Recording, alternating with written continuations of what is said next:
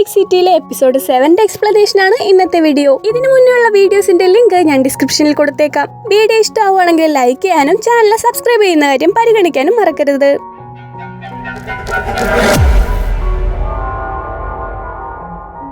സിമ്മും യങ്ങും തമ്മിൽ ബ്രേക്കപ്പ് ആയിട്ട് 1 വർഷമായി. യങ്ങിപ്പോ താൻ ഇഷ്ടമില്ലാണ്ട് കഷ്ടപ്പെട്ട് ചെയ്തുകൊണ്ടിരുന്ന ഓഫീസ് ജോലി റിസൈൻ ചെയ്ത് പോവാണ്. ഇതിനിടയ്ക്ക് അവൻ ഒരു നോവൽ കൂടെ പബ്ലിഷ് ചെയ്തായിരുന്നു. തിരിച്ച് റൂമിൽ വന്നിട്ട് പയ്യൻ ഒറ്റയ്ക്ക് ഫുഡ് കഴിക്കാണ്. ഈ 1 വർഷത്തിനിടയ്ക്ക് അവൻ ആരെയും ഡേറ്റ് ചെയ്തിട്ടുണ്ടായിരുന്നില്ല. ഒരു ദിവസം യങ് കിടന്നുറങ്ങുമ്പോ അവന്റെ ഫ്രണ്ട്സ് പുറത്ത് ഡോറിൽ കൊട്ടി ഒരേ ബഹളം. യങ്ങേ എഴുന്നേക്കടാ, എടാ ഇനി അവൻ ഇതിനകത്തെങ്ങാനും കിടന്നു മരിച്ചിട്ടുണ്ടാവോ, നമുക്ക് 911ലേക്ക് വിളിച്ചാലോ എന്നൊക്കെ പറഞ്ഞ അലപ്പ് തന്നെ എല്ലാരും കൂടെ. യങ് ജോലിയിൽ നിന്ന് റിസൈൻ ചെയ്തിട്ട് ആരെയും വിളിക്കാണ്ട് 6 ദിവസം റൂമിനുള്ളിൽ തന്നെ ഇരിപ്പായിരുന്നു. അവൻ ഡോറ് തുറന്നതും എല്ലാം കൂടെ മറിഞ്ഞ് യങ്ങിന്റെ മുകളിലേക്ക് വീണു. അന്നത്തെ പോലെ സ്ലീപ്പിംഗ് പില്ല് വല്ലതും കഴിച്ച് റൂമിലെങ്ങാനും കിടക്കുവാണോന്ന് പേടിച്ചാണ് ഇവര് വന്നത്. ഏതാണ്ട് കുളിയും നനയൊന്നും ഇല്ലാണ്ട് ആ ഒരു അവസ്ഥയിൽ തന്നെയാണ് യങ്ങിപ്പോ ഉള്ളത്. അതുകൊണ്ട് അവരവനെ കുളിക്കാൻ കയറ്റി വിട്ടു. പിന്നെ യങ്ങിനെയും കൊണ്ട് പുറത്തേക്ക് പോയി. യങ് ഫുഡ് കഴിക്കുന്നത് കണ്ട് അവന്മാര് ഒരുമാതിരി സഹതാപത്തോടെ നോക്കി. എന്താടാ നിനക്കൊക്കെ, 3 വർഷത്തെ ജോലി കളഞ്ഞതിന് എനിക്ക് ഒരാഴ്ചയെങ്കിലും റെസ്റ്റ് വേണ്ടേ? അല്ല ഇതിപ്പോ 1 വർഷം ആവാറായില്ലേ? 1 വർഷോ? എന്തൊരു വർഷം? അല്ലടാ, സിമ്മ് നിന്നെ വിട്ട് ചൈനയിൽ പോയത് ഈ ഒരു ടൈമിലല്ലേ? അതിൽ പിന്നെ നിങ്ങൾ തമ്മിൽ കോണ്ടാക്ട് ഒന്നും ഉണ്ടായിട്ടില്ല?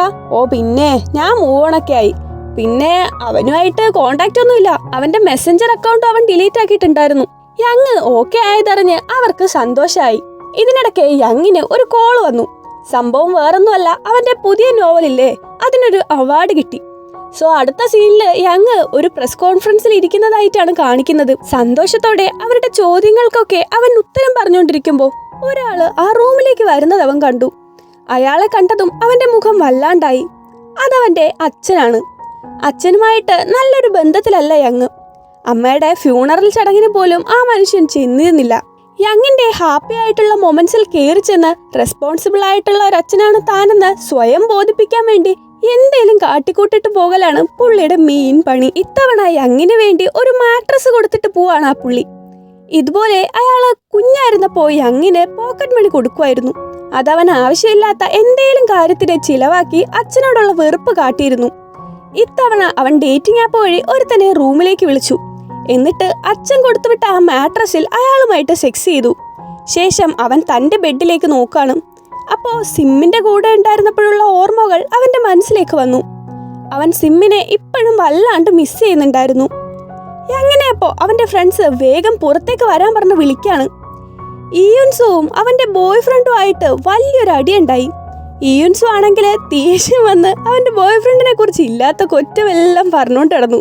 അവന്റെ ബോയ് ഫ്രണ്ടിനെ കപ്പലണ്ടി ഭയങ്കര അലർജിയാണ്. അതുകൊണ്ട് അവൻ ഇഷ്ടപ്പെട്ട കപ്പലണ്ടി വരെ അവന്റെ ബോയ് ഫ്രണ്ടിന് വേണ്ടി അവൻ മാറ്റിവെച്ചത്രേ. ദേഷ്യം വന്ന് അവൻ കുറച്ച് കപ്പലണ്ടി തിന്നുകയും ചെയ്തു. അവന്മാര് ഇയുൻസുവിനെ ഒരു റൂമിലേക്ക് കൊണ്ടുപോയി. ബോയ് ഫ്രണ്ടിനെ കുറിച്ച് കുറ്റവും പറഞ്ഞ് ഞങ്ങൾ ഇന്ന് ബ്രേക്കപ്പ് ആവുമെന്നൊക്കെ പറഞ്ഞുകൊണ്ടിരുന്ന ഇയുൻസു ഡോറ് തുറന്നതും കാണുന്നത് മുട്ടകുത്തി തന്നെ പ്രപ്പോസ് ചെയ്യാനിരിക്കുന്ന ബോയ് ഫ്രണ്ടിനെയാണ്. ഇയുൻസു അന്തം വിട്ട് നിന്നുപോയി. അവൻ യെസ് പറഞ്ഞു. അങ്ങനെ ഇയുൻസുവിന്റെ കാര്യത്തിൽ തീരുമാനമായി. എന്താ അല്ലേ, ബ്രേക്കപ്പ് ആവുമെന്ന് പറഞ്ഞു പോയവന് കല്യാണം സെറ്റായി. 4 അവർ സിമ്മ് കൂടെ കാണുമെന്ന് യങ് കരുതിയപ്പോ അവൻ ചൈനയ്ക്ക് കയറിപ്പോയി. ഇനിയിപ്പോ സെലിബ്രേഷൻ തന്നെ. 4 കൂടെ നേരെ ബാറിലേക്ക് പോയി. ഡ്രിങ്ക്സ് ഓർഡർ ചെയ്യാൻ പോയപ്പോ യങ്ങിന് ബാർ ടെൻഡർ ഒരു ഡ്രിങ്ക്സ് കൊടുത്തിട്ട് ഇത് സിമ്മിന്റെ വകയാണെന്ന് പറഞ്ഞു. സിമ്മ് ചൈനയിലേക്ക് പോകുന്നതിന് മുന്നേ ഇവിടെ വന്നിട്ട് യങ് എപ്പോ വന്നാലും അവന്റെ വക ഒരു ഡ്രിങ്ക്സ് കൊടുക്കണമെന്ന് പറഞ്ഞിട്ടുണ്ടായിരുന്നു. ബാർ ടെൻഡർ സിമ്മുമായിട്ട് ഇപ്പോഴും കോണ്ടാക്ട് ഉണ്ട്. അവൻ കൊറിയയിലേക്ക് വേഗം തിരിച്ചു വരുമെന്ന് പുള്ളിയോട് പറഞ്ഞിരുന്നു. അടുത്ത ദിവസം യങ് ഒരു ന്യൂസ് കാണാണ്.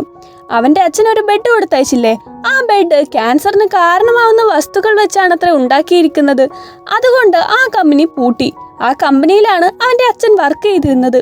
അവൻ ആ ബെഡ് ഉന്തി തള്ളി പുറത്തേക്ക് കളഞ്ഞു. ശേഷം അവന് ഡേറ്റിംഗ് ആപ്പില് ഒരു മാച്ച് വന്നു. കൈലി വൈൽഡ് എന്ന പ്രൊഫൈലിനെയും കണ്ടപ്പോ വെറുതെ ആണെങ്കിലും അത് സിം ആവണേ എന്നവൻ ആഗ്രഹിച്ചു. അവൻ ആ പുള്ളിയെ കാണാൻ വേണ്ടിയിട്ട് ചെല്ലാണ്. ഓഫ് കോഴ്സ് അത് സിം അല്ല. ഈ പുള്ളിയുടെ പേര് ഹബീബി. ജാപ്പനീസ് ബിസിനസ്സുകാരനാണ് ഈ ഹബീബി. ഇവർ തമ്മിൽ നല്ലൊരു കെമിസ്ട്രി ഉണ്ടാവുകയാണ്.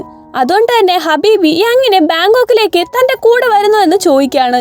ഈ ഒരു ടൈമില് എപ്പിസോഡ് 7 ആവാണ്. Thank you for watching and see you in the next video.